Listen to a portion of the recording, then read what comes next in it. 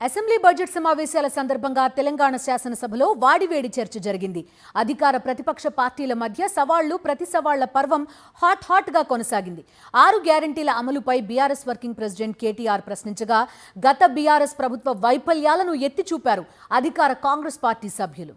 తెలంగాణ రాష్ట్ర ఆర్థిక వ్యవస్థ చతికిలపడడానికి కాంగ్రెస్ ప్రభుత్వమే కారణమని విమర్శించారు BRS working president KTR. CM Revanth Reddy Nero చక్రవర్తిలాగా తయారయ్యారని ఎద్దేవా చేశారు. కాంగ్రెస్ ప్రభుత్వం ప్రమోట్ చేస్తున్న ఫ్యూచర్ సిటీని డేగా నగర్ గా ఆయన వర్ణించారు.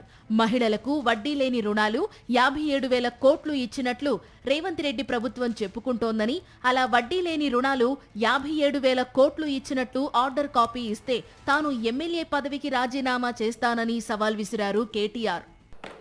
5 సంవత్సరాలు లెక్కగట్టి 1,00,000 కోట్ల రూపాయలని వడ్డీ లేని రుణాలను మహిళలకు ఇప్పించేటువంటి కార్యక్రమాన్ని తీసుకొని ముందుకు పోతామని చెప్పా. ఇప్పటికే రాష్ట్రంలో సంవత్సరానికి 20,000 కోట్లు అంటే 2 సంవత్సరాలు అయింది అధ్యక్ష. 40 కోట్ల రూపాయల వరకు ఇప్పించాల్సినటువంటి మేము 57,000 కోట్ల రూపాయలు ఇప్పటికీ మహిళలకు వడ్డీ లేని రుణాల కార్యక్రమం కింద బ్యాంకుతో లింకేజ్ చెప్పి ఇప్పించాం.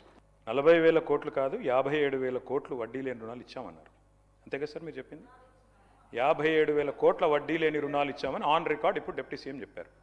Sir, I challenge the honourable deputy CM. ఆయన చెప్పిన మాట వాస్తవం అయితే, 57,000 కోట్ల వడ్డీ లేని రుణాలు ఇచ్చిన మాట వాస్తవం అయితే ఆర్డర్ కాపీ చూపెట్టమనండి.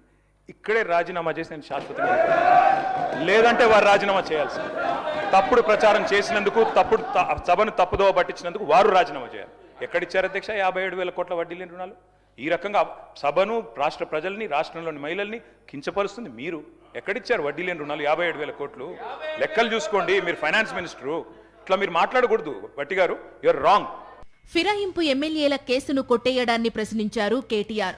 పార్టీ మారిన ఎమ్మెల్యేల విషయంలో తమ పోరాటం ఆగదని అన్నారు.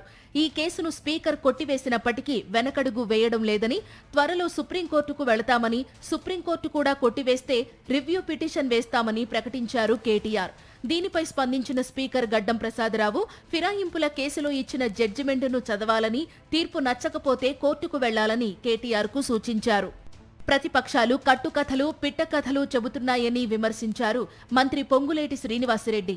జడ్జి స్థాయిలో ఉన్న స్పీకర్ను ప్రశ్నించడం మంచిది కాదన్నారు. ఎన్నికల్లో ఓడగొట్టినా బీఆర్ఎస్ మారడం లేదని ఎద్దేవా చేశారు పొంగులేటి శ్రీనివాసరెడ్డి. మాట్లాడుతున్నారు, ఒక్కసారి తమరు గమనించాలి. ఇప్పుడు కాదు, రాష్ట్ర ప్రజలు గమనించారు. పదే ఈ ప్రభుత్వాన్ని గురించి అనేక ఆరోపణలు చేశారు కదా. 2 సార్లు 4 సార్లు ఎన్నికల్లో ఎందుకు మీరు ఓడిపోయారు? ఇప్పుడు నిన్నగాక మొన్న జరిగిన మున్సిపల్ ఎన్నికల్లో ఓడిపోయారు, గ్రామ పంచాయతీలో ఎన్నికల్లో ఓడిపోయారు. నిజంగా మీరు అడిగేవి నిజమే అయి ఉంటే, మీరు చెప్పేవి నిజమే అయి ఉంటే ప్రజలు మీకు ఓట్లేసి ఉండేవాళ్ళు కదా.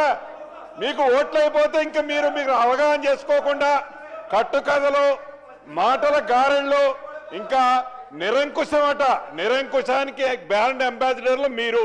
మొత్తంగా చూసినప్పుడు బడ్జెట్ సమావేశాల మొదటి రోజే అధికార ప్రతిపక్ష సభ్యులు నువ్వా నేనా అన్నట్టుగా దూకుడుగా మాట్లాడడం చర్చనీయాంశంగా మారింది. ఈ నేపథ్యంలో అన్ని పార్టీలు తమ ఎమ్మెల్యేలు పూర్తి స్థాయిలో సభకు హాజరవ్వాలని ఆదేశాలిచ్చాయి.